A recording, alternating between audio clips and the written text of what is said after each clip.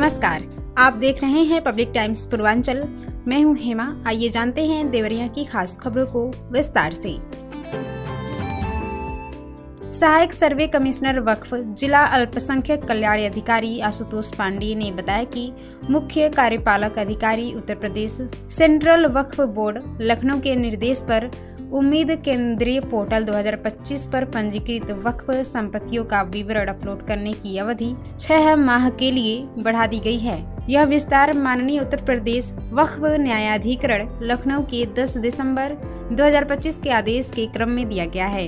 उन्होंने बताया कि संबंधित मुत्तवालियों द्वारा वक्फ संपत्तियों का पंजीकरण व विवरण अपलोड करने की अंतिम तिथि 15 फरवरी 2026 तक निर्धारित की गई है। जनपद के सभी मुत्तवलियों से अपील की गई है कि जिन वक्फ संपत्तियों का पंजीकरण प्रथम चरण में शेष रह गया है, वे निर्धारित तिथि से पूर्व अनिवार्य रूप से प्रक्रिया पूर्ण कर लें।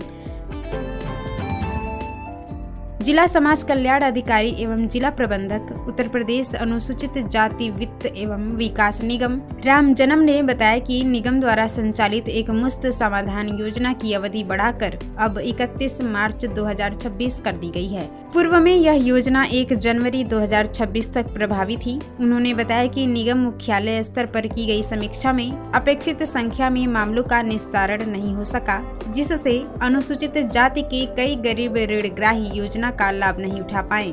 इसे ध्यान में रखते हुए तथा वसूली में प्रगति लाने के उद्देश्य से ओटीएस की अवधि बढ़ा दी गई है। जिला प्रबंधक ने जनपद देवरिया के सभी पात्र ऋण ग्राहकों से अपील की है कि वे इस अंतिम अवसर का लाभ उठाते हुए ओटीएस योजना के अंतर्गत अपने ऋणों का समय पर निस्तारण करा लें। उपनिदेशक कृषि सुभाष मौर्य ने जनपद के किसानों को जानकारी दी है कि कृषि विभाग द्वारा संचालित national mission on edible oil seeds योजना के अंतर्गत 10 टन क्षमता की ऑयल एक्सट्रैक्शन यूनिट की ऑनलाइन बुकिंग सुविधा शुरू की गई है। उन्होंने बताया कि इच्छुक अभ्यर्थी दर्शन पोर्टल 2.0 पर 5000 की टोकन राशि जमा करके 9 जनवरी 2026 तक ऑनलाइन आवेदन कर सकते हैं। इस योजना के तहत ऑयल एक्सट्रैक्शन यूनिट की बुकिंग केवल एफपीओ के माध्यम से की जाएगी।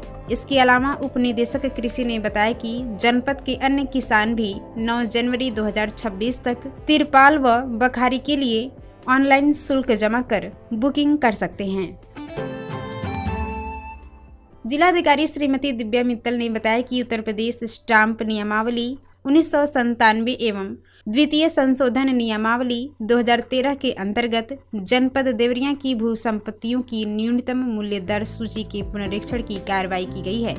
इस दौरान जन सामान्य से प्राप्त आपत्तियों व सुझावों पर विचार किया गया तथा संबंधित अधिकारियों के साथ विस्तृत बैठक कर दरों की समीक्षा की गई। विचार विमर्श के बाद भू संपत्तियों के क्रय विक्रय की वास्तविक स्थिति का परीक्षण किया गया, जिसमें पाया गया कि वर्तमान में प्रचलित बाजार दरें लागू न्यूनतम मूल्य दर सूची के अनुरूप हैं। समिति ने संतुष्टि की कि मौजूदा मूल्यांकन सूची में कोई परिवर्तन न किया जाए। इसके तहत 30 अगस्त 2024 से प्रभावी मूल्यांकन सूची में निर्धारित सभी दरें 1 जनवरी 2026 से भी यथावत लागू रहेंगी।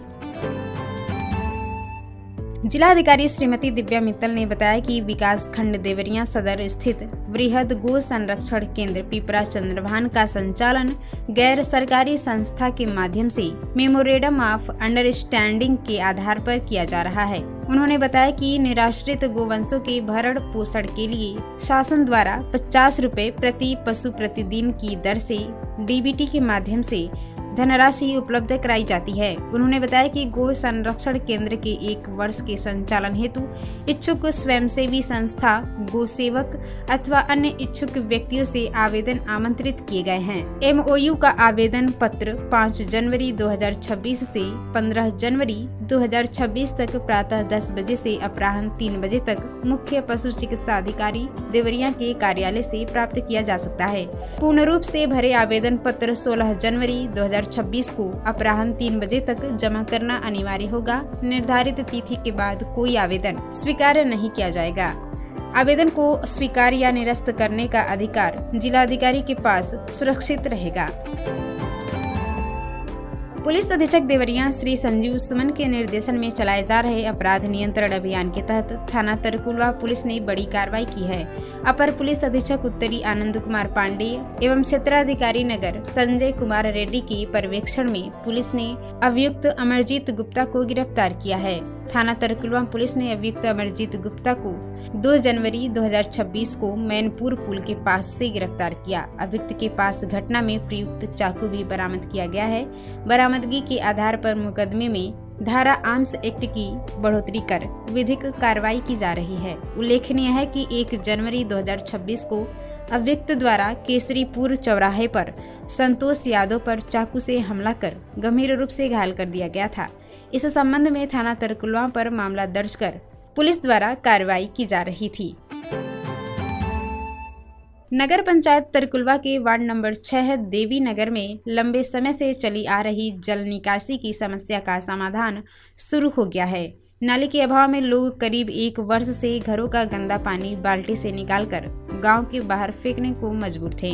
नगर पंचायत की पहल पर अब सीसी रोड से सटी नाली का निर्माण कार्य प्रारंभ कर दिया गया है, जिससे मोहल्ले के लोगों को बड़ी राहत मिली है। देवीनगर में मुंशी कुशवाहा के घर से सभासद विजय बहादुर के घर के आगे तक लगभग 130 मीटर लंबी नाली नहीं थी।